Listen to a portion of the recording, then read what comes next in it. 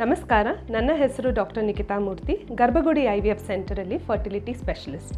ಇವತ್ತಿನ ಈ ವಿಡಿಯೋಯಲ್ಲಿ ಪುರುಷರಲ್ಲಿ ಕಂಡುಬರುವ ಕಾಯಿಲೆ ವ್ಯಾರಿಕೋಸೀಲ್ ಬಗ್ಗೆ ಮಾತಾಡೋಣಂತೆ. ಸೊ ಕೇಳಿರ್ಬೋದು, ಯಾವಾಗಾದರೂ ಫರ್ಟಿಲಿಟಿ ಸೆಂಟರ್ ಹತ್ರ ಹೋಗಿದ್ರೆ ಚೆಕ್ ಮಾಡಿಸ್ಕೊಂಡಿದ್ರೆ ಒಂದೊಂದ್ಸತಿ ವ್ಯಾರಿಕೋಸೀಲ್ ಅಂತ ಕೇಳ್ಪಟ್ಟಿರ್ಬೋದು. ಸೊ ಈ ವ್ಯಾರಿಕೋಸೀಲ್ ಅಂದರೆ ಏನು ಅಂತ ತಿಳ್ಕೊಳ್ಳೋಣಂತೆ. ಸೊ ವ್ಯಾರಿಕೋಸೀಲ್ ಅಂದರೆ ಪುರುಷರಲ್ಲಿ ವೀರ್ಯಾಣು ಉತ್ಪತ್ತಿ ಆಗುತ್ತೆ ಅನ್ನೋದು ಬೀಜ ಅಥವಾ ಟೆಸ್ಟಿಸ್ ಅಂತ ಕರಿತೀವಿ.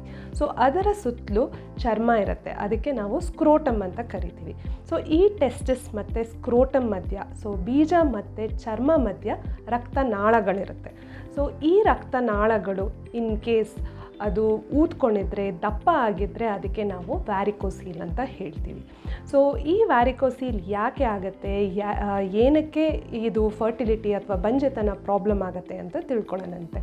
ಸೊ ವ್ಯಾರಿಕೋಸೀಲ್ ಅರೌಂಡ್ 10 to 15% ಪುರುಷರಲ್ಲಿ ಕಂಡುಬರುತ್ತೆ. ಇದು ಅಂದರೆ ಎಡಭಾಗದಲ್ಲಿರ್ಬೋದು ಅಥವಾ ಬಲಭಾಗದಲ್ಲಿರ್ಬೋದು ಅಥವಾ ಎರಡು ಸೈಡು ಕಂಡು ಬರ್ಬೋದು. ಸೊ ಇದು ಯಾವ ಥರ ಫರ್ಟಿಲಿಟಿಗೆ ಇಂಪ್ಯಾಕ್ಟ್ ಆಗುತ್ತೆ ಅಂತಲೇ ಹೇಳ್ತೀನಿ.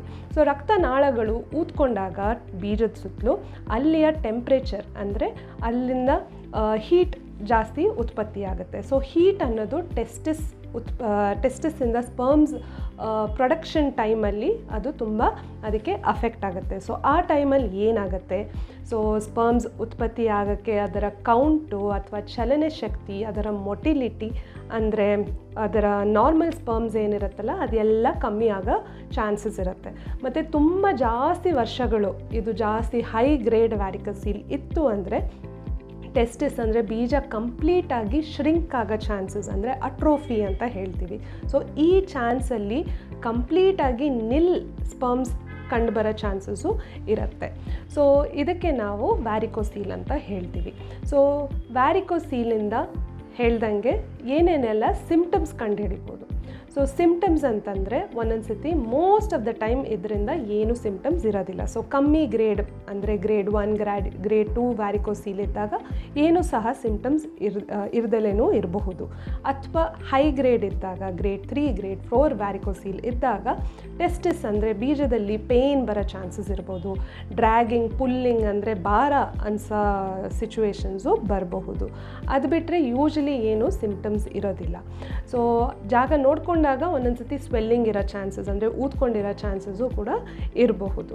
ಸೊ ಈ ಥರ ಇದ್ದಾಗ ಏನು ಮಾಡಬೇಕು, ಇದನ್ನು ನಾವು ಹೇಗೆ ಟೆಸ್ಟ್ ಮಾಡ್ಬೋದು, ಹೇಗೆ ಗೊತ್ತಾಗುತ್ತೆ ಇದ್ರ ಬಗ್ಗೆ ಅಂತಂದರೆ, ಬಂಜೆತನಕ್ಕೆ ಅಂತ ಬಂದಾಗ ಯೂಶ್ವಲಿ ನಾವು ಕಂಪ್ಲೀಟ್ ಮೆಡಿಕಲ್ ಹಿಸ್ಟ್ರಿ ತೊಗೊತೀವಿ.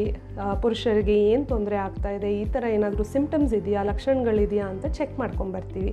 ಹಾಗೆ ಅದ್ರ ಜೊತೆಗೆ ಪರಿಶೀಲನೆ ಮಾಡ್ತೀವಿ. ಸೊ ಆ ಜಾಗದಲ್ಲಿ ಚೆಕ್ ಮಾಡಿದಾಗ ಒಂದೊಂದ್ಸತಿ ಅದು ಯಾವ ಥರ ಇರುತ್ತೆ ವ್ಯಾರಿಕೋಸೀಲ್ ಅಂದರೆ ಹಾಗೇನೂ ಇರ್ದಲೇನೂ ಇರ್ಬೋದು. ಆದರೆ ಕೆಮ್ಮಿದಾಗ ಯೂಶ್ವಲಿ ಅದು ಸ್ವೆಲ್ಲಿಂಗ್ ಕಾಣಿಸ್ಕೋಬೋದು. ಸೊ ಕಮ್ಮಿ ಗ್ರೇಡ್ ವ್ಯಾರಿಕೋಸೀಲ್ ಇದ್ದಾಗ. ಹೈ ಗ್ರೇಡ್ ಇದ್ದಾಗ ಅದನ್ನು ನಾವು ಡೈರೆಕ್ಟಾಗಿ ಕೂಡ ನೋಡ್ಬೋದು. ಸೊ ಇದನ್ನು ಕನ್ಫರ್ಮ್ ಮಾಡ್ಕೊಳ್ಳೋದು ಹೇಗೆ, ಡಯಾಗ್ನೋಸ್ ಮಾಡ್ಕೊಳ್ಳೋದು ಹೇಗೆ ಅಂದರೆ ಸ್ಕ್ರೋಟಲ್ ಸ್ಕ್ಯಾನ್ ಮಾಡಿದಾಗ, ಸೊ ಆ ಜಾಗದ್ದು ಅಲ್ಟ್ರಾಸೋನೋಗ್ರಫಿ ಮಾಡಿದಾಗ ಅದು ಯಾವ ಗ್ರೇಡು, ಎಷ್ಟು ಯಾವ ಕಡೆ ಇದೆ, ಯಾವ ಪ್ರಮಾಣದಲ್ಲಿದೆ ಅಂತ ಎಲ್ಲ ಗೊತ್ತಾಗುತ್ತೆ. ಸೊ ಅದರಲ್ಲಿ ನಾವು ಈ ಥರ ಗ್ರೇಡಿಂಗ್ ಹೇಳ್ಬೋದು, ಗ್ರೇಡ್ 1 ಗ್ರೇಡ್ 2 ಗ್ರೇಡ್ 3 ಗ್ರೇಡ್ 4 ಅಂತ. ಸೊ ಈ ವ್ಯಾರಿಕೋಸೀಲಿಂದ ಏನೇನೆಲ್ಲ ಪ್ರಾಬ್ಲಮ್ಸ್ ಆಗುತ್ತೆ ನಾವು ತಿಳ್ಕೊಂಡ್ವಿ. ಸೊ ಬಟ್ ಈ ವ್ಯಾರಿಕೋಸೀಲ್ನ ಯಾವಾಗ ಇದಕ್ಕೆ ಟ್ರೀಟ್ಮೆಂಟ್ ಮಾಡಬೇಕು, ಯಾವಾಗ ಮಾಡಬಾರ್ದು. ಸೊ ವ್ಯಾರಿಕೋಸೀಲ್ ಅನ್ನೋದು ಅದು ಏನು ಸಿಂಪ್ಟಮ್ಸ್ ಇರಲಿಲ್ಲ ಅಂದರೆ ಅಥವಾ ಸ್ಪರ್ಮ್ ಕೌಂಟ್ ಎಲ್ಲ ನಾರ್ಮಲ್ ಆಗೂ ಇತ್ತು ಅಂದರೆ ಅದಿದ್ದಾಗ ಜಸ್ಟ್ ಯಾವಾಗಾದರೂ ಅಲ್ಟ್ರಾಸೌಂಡ್ ಮಾಡಿಸಿದಾಗ ಅದು ಗೊತ್ತಾಗಿರುತ್ತೆ ನಮಗೆ ವ್ಯಾರಿಕೋಸೀಲ್ ಇದೆ ಅಂದಾಗ. ಸೊ ಆ ಟೈಮಲ್ಲಿ ಟ್ರೀಟ್ಮೆಂಟ್ ಬೇಕಾಗೋದಿಲ್ಲ. ಆದರೆ ಅದು ವ್ಯಾರಿಕೋಸೀಲ್ ತುಂಬ ಹೈ ಗ್ರೇಡ್ ಇತ್ತು, ಪುರುಷರಿಗೆ ಅದರಿಂದ ಪೇಯ್ನ್ ಬರ್ತಾಯಿತ್ತು, ತುಂಬ ಎಳ್ದಂಗೆ ಆಗುತ್ತೆ, ಪ್ಲಸ್ ಅದರ ಜೊತೆಗೆ ಬಾರ್ಡರ್ ಲೈನಲ್ಲಿ ಸ್ಪರ್ಮ್ ಅಬ್ನಾರ್ಮ್ಯಾಲಿಟೀಸ್ ಇರುತ್ತೆ, ಇದರ್ ಕೌಂಟ್ ಅಥವಾ ಮೊಟಿಲಿಟಿ ಅಥವಾ ನಾರ್ಮಲ್ ಸ್ಪರ್ಮ್ಸ್ ಬಾರ್ಡರ್ ಲೈನಲ್ಲಿ ಇರುತ್ತೆ ಅಂದಾಗ ಯೂಶ್ವಲಿ ಇದಕ್ಕೆ ನಾವು ಟ್ರೀಟ್ಮೆಂಟನ್ನು ಸಜೆಸ್ಟ್ ಮಾಡ್ತೀವಿ.